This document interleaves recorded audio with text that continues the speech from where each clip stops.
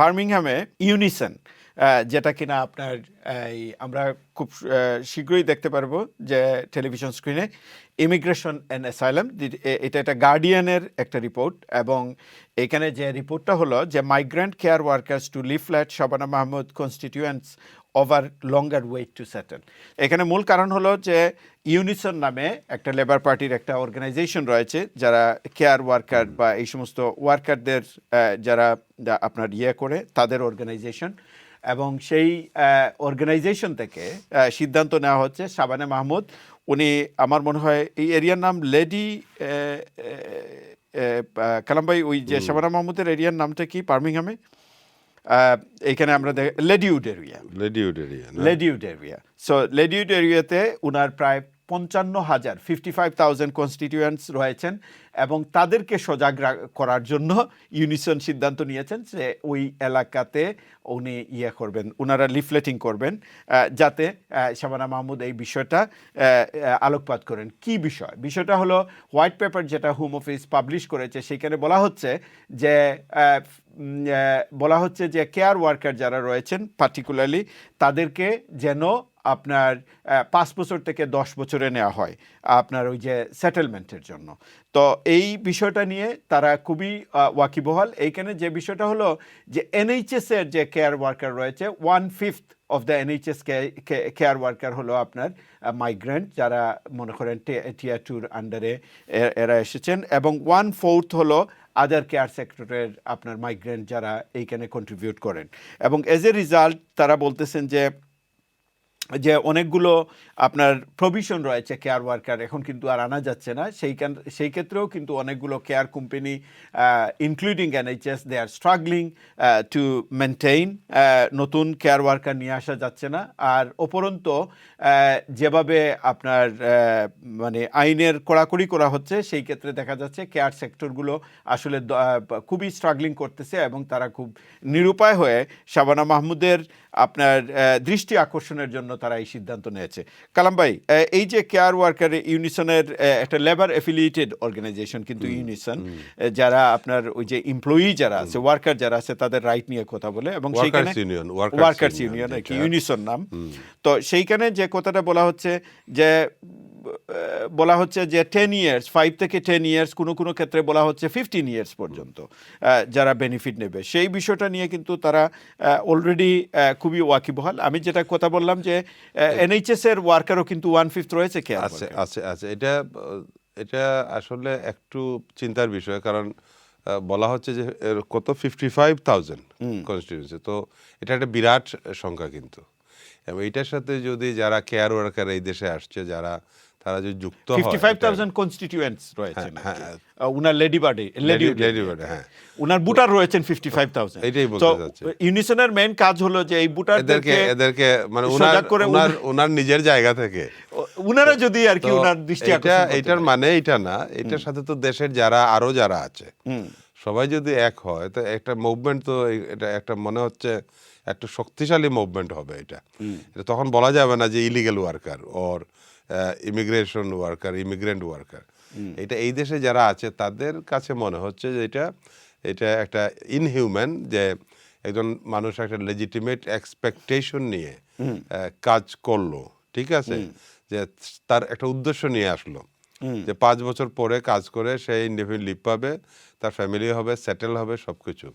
এইখানে হঠাৎ করে এটাকে লঙ্গার করা 5 থেকে 10, আর যেটা বলা হচ্ছে যে যারা আর্ন করতে পারবেন না বা যারা বেনিফিট পাবে তাদের ওইটা আর একটু লিঙ্গার হবে, ওইটা তো স্টেজ বাই স্টেজ। এইগুলো তাদের কাছে মনে হচ্ছে দিজ আর ইনহিউম্যান একটা অ্যাকশনস, এবং এটার প্রতিবাদ বলা যেতে পারে। তারা প্রতিবাদ করছে এটা। এই প্রতিবাদের সাথে যারা ইন্টারেস্টেড পার্টি যারা আছে, যারা এই ওয়ার্কিং সেক্টরে বা বাংলাদেশ থেকে বা অন্য দেশ থেকে যারা নতুন আসতে পারতেছে না, যারা এইটা তো একটা ফোর্স আসবে আমার মনে হয়। যারা ইনস্টিটিউশন, যারা যে কেয়ার ওয়ার্কার এজেন্সিস গুলো, কেয়ার এজেন্সিস, গুরুত্বপূর্ণ যে বিষয়টা হলো বলা হচ্ছে দুইটা সেক্টর কেয়ার ওয়ার্কারের, একটা হলো প্রাইভেট সেক্টর মনে করেন যে, আর একটা হলো NHS সেক্টর। এবং কি ভয়ানক একটা তথ্য আপনি দেখেন গার্ডিয়ানে, বলা হচ্ছে about 1/3 of all care workers, আমি আগে বলছি 1/4, আসলে 1/4 না, 1/3 তো অর্থাৎ 3 বাটের 1 বাট হলো আপনার ফরেন মাইগ্রেন্ট যারা কেয়ার ওয়ার্কারে কাজ করে, আমরা যারা এবং তারা কাজ করে কিন্তু অটিস্টিক চিলড্রেন অথবা ডিসেবিলিটিস যাদের রয়েছে, এল্ডারলি পিপল, এদের জন্য কাজ করে 1/3। আবার আপনি যান এনএইচএস এর যে কেয়ার ফোর্স রয়েছে সেইখানে হলো 1/5, অর্থাৎ 5 জনের 1 জন হলো ওভারসিজ, এবং তাদেরকে নিরুৎসাহিত করার জন্য যেভাবে ভিসার খরগ ভিসার লাগানো হচ্ছে সিরিয়াস ইম্প্যাক্ট। সো এটা আমার মনে হয় ইট উইল ওয়ার্ক, এটা একটা ভালো মুভমেন্ট, এবং সেটা শুরু হচ্ছে উনার নিজের এলাকা থেকে। তো দ্যাট ইজ এখানে যতটুকু যারা গার্ডিয়ানের যে কথাগুলো আসছে যে এটা ওই যে আমাদের লিগ্যাল যে টার্মটা লেজিটিমেট এক্সপেকটেশন যেটা বলে, তো এইটার একটা ইম্প্যাক্ট। তারপরে children interest, best interest of the children. আমাদের এখানে কালাম ভাই এই সেক্টরে সাধারণত আমরা দেখি যে আমাদের এল্ডারলি মানুষ যারা রয়েছেন, শুধু বাঙালি না কিন্তু ব্রিটিশ বলেন, সাদা বলেন, কালো বলেন, বাঙালি বলেন, এদেরকেই কিন্তু এই সার্ভিসটা দেওয়া হয়। তারপরে দেখেন আপনার অনেক মহিলা আছে যারা, এবং আমি যতটুকু পার্সোনালি জানি, যারা মাইগ্রেন্ট ওয়ার্কার যারা বাইরে থেকে আসে, তাদের জব টিকিয়ে রাখার জন্য কিন্তু সার্ভিসটা উন্নত মানের সার্ভিস দেয়, ভালো সার্ভিস দেয় তাদের জব টিকিয়ে রাখার জন্য। তো এইটাও একটা প্লাস পয়েন্ট, তারা তো এটা বাউন্ড টু ডু। তো এই সব আপনি কি মনে করেন গভর্নমেন্টের এই ব্যাপারে আসলে বিষয়টা একটু হয়তো রিকনসিডার করা দরকার, বিবেচনায় আনবে? আমার মনে হচ্ছে আনতে পারে, কারণ এটা একটা ছোট সংখ্যক সংখ্যা নয়, এটা বিরাট একটা সংখ্যা, এবং একটা উনার নিজের থেকে সেইটা আগামী বুটে তো ওইটাও উনি চিন্তা করবে। এগুলা সব মিলিয়ে ইটস এ গুড ইনিশিয়েটিভ। আমাদের এটার সাথে যারা, আমি মনে করি যারা এইরকম যারা ভুক্তভোগী যারা, তারা যাতে এদের সাথে যুক্ত হয়, কাঁধে কাঁধ মিলিয়ে। যদি মুভমেন্টের দাবি শুরু হয়ে গেছে, দাবিতে লেডিউড এরিয়াতে গিয়ে লিফলেটিং করেন এবং মানুষদেরকে সজাগ করেন, নাকি আপনি এই মেসেজটা দিচ্ছেন যারা এফেক্টেড হবেন ইউনিসেনের সাথে? আসলে একজন লিগ্যাল প্রফেশনাল হিসাবে আমি যেটা বলবো যে একজন মানুষকে একদম 5 বছরের ক্যাটাগরিতে এনে পরে বললা যে সেটা 10 ইয়ার্স, এটা হতে পারে না। এটা লিগ্যাল স্ট্যান্ডিং এ এটা চ্যালেঞ্জের মোকাবেলা হবে। আমি যতটুকু বলি লিগ্যাল ভাষায়, যেটা এরকম প্রভিশন যদি আসে, ইট উইল বি লিগ্যাল চ্যালেঞ্জে যাবে। কারণ যারা মনে করেন এফেক্টেড হচ্ছে বা হবে, তাদের উচিত ইউনিসেনের সাথে লিফলেটিং সংযুক্ত হওয়া, তাদের সাথে একটু স্ট্রেংথ বাড়িয়ে দেওয়া, তাহলে হয়তো কাজ হবে। ধন্যবাদ। এবং এটা হবে, এবং যদি এইসব না হয়, তারাই মানে জুডিশিয়াল প্রসেসে আগাতে পারে।